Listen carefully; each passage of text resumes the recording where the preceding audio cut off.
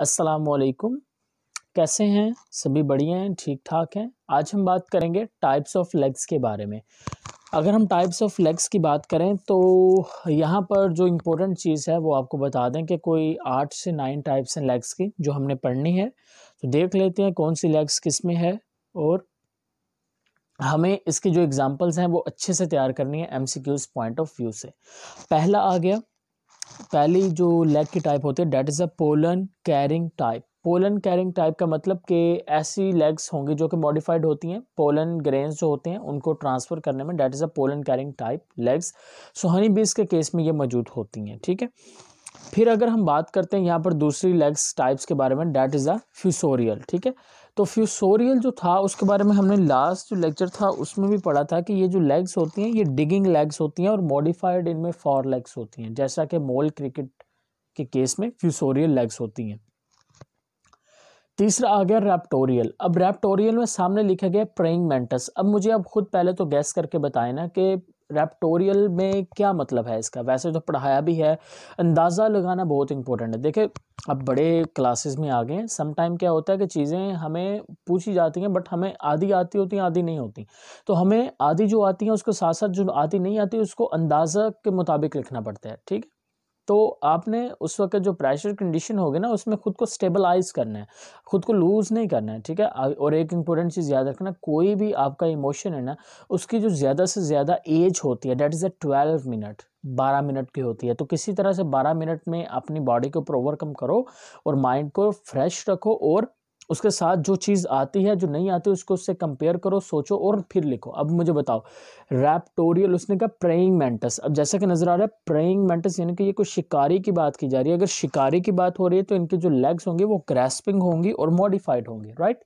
जैसे कि praying mantis raptorial. Okay, next आ गया antenna cleaner type, that is present in the worker honey bees जो होती हैं उनमें एंटीना टाइप प्रेजेंट होंगे।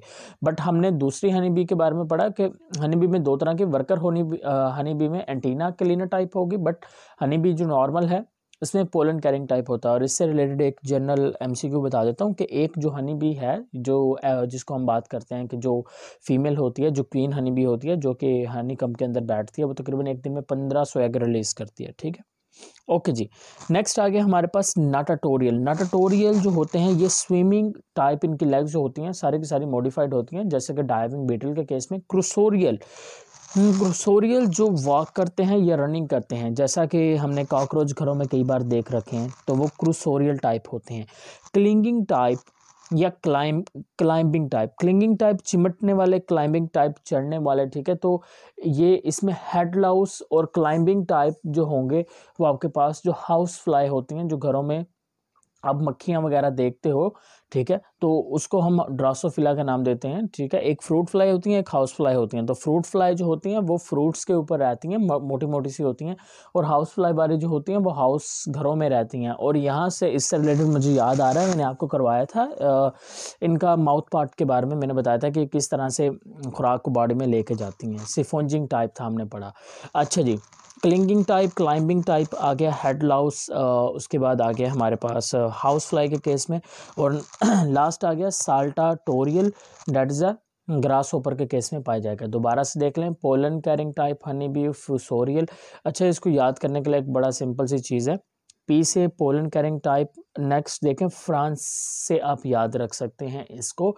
तो एफ से आपके पास आ गया फिसोरियल, आर से आ गया रैप्टोरियल, ए से आ गया आपके पास एंटीना कैलिनर, एन से आ गया नाटाटोरियल, सी से आ गया क्रूसोरियल, सी से आ गया क्लाइंबिंग, सी से आ गया क्लाइंबिंग, एंड एस से आ गया साल्टाटोरियल। सो ये आप ट्रिक भी याद कर सकते हो और इसकी मदद से आप सब कुछ तैयार भी कर सकते हैं। ओके, नेक्स्ट इंसेक्ट से रिलेटेड एक आखिरी पॉइंट है बट इम्पोर्टेंट है, वो है मूवमेंट ऑफ लेग्स के बारे में। यानी कि जब इंसेक्ट मूव करता है तो उस वक्त क्या क्या इनके अंदर चीज़ें जो होती हैं, लेग्स कैसे काम करती हैं, ठीक है। तो जो लेग्स वाला टॉपिक है ना वहाँ पर भी आप मूवमेंट ऑफ लेग्स वाली हेडिंग बना के लिख सकते हो। लेग्स मॉडिफिकेशन और लेग्स टाइप जो हैं इसके अंदर भी आप अगर ऐड करना चाहो या पूछते हैं तो आप लिख सकते हैं कि कैसे मूव करेंगे। अच्छा जी, when running an insect, when running an insect move 3 legs simultaneously. This is the tripod gait, so called, because the insect always has the 3 legs in contact with the ground. Okay, तो ज़रा समझने की कोशिश करते हैं। उन्होंने कहा कि जब कोई भी इंसेक्ट है वो मूव करता है तो उसकी जो 3 लेग्स होती हैं वो हमेशा ग्राउंड के साथ इन कांटेक्ट में होती हैं और 3 लेग्स होती हैं वो हवा में होती हैं। अब हमारे जहन में एक ही बात आएगी, शायद जो एक साइड की 3 लेग्स हैं वो उठा के आगे रखेगा, एक साइड के 3 लेग्स जो होंगी वो उठा के आगे रखेगा, दूसरी साइड की 3 लेग्स जो होंगी वो ज़मीन के साथ रहेंगी। नहीं, ऐसा नहीं होता है। अब ऐसा क्यों नहीं होता है, क्या होता है असल में, वो हम देख लेते हैं। तो होता असल में ऐसा है कि डियर फ्रेंड देखें जब कोई इंसेक्ट अपनी ये जो राइट साइड है ना, ये वाली साइड, अब इस साइड को वो आगे चलेगा ना, तो वो अपनी आगे वाली लेग और जो पीछे वाली लेग है, आगे वाली लेग और जो पीछे वाली लेग होगी ना, इसको मूव करवाएगा।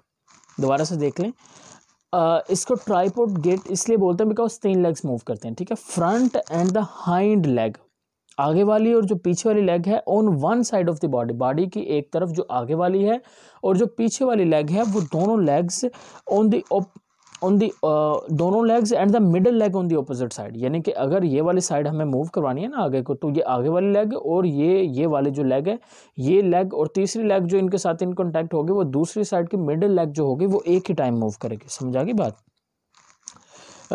Clearly it is no coincidence that insect have exactly 6 legs, the minimum needed for the alternating tripod of the sport। यानी कि उन्होंने कहा कि अगर ट्राइपॉड को हमें सपोर्ट करना होता है तो हमें मिनिमम 3 लेग्स चाहिए होती हैं। अब पता नहीं ये कोइंसिडेंस है ये नहीं है कि इनमें एग्जैक्टली 6 लेग्स होती हैं, जिसकी वजह से एक वक्त एक साइड की 2 लेग्स और दूसरी साइड की 1 लेग्स आपस में मूव करती हैं और इकट्ठा मूव करवाती हैं और ये मूवमेंट में हेल्पफुल होता है।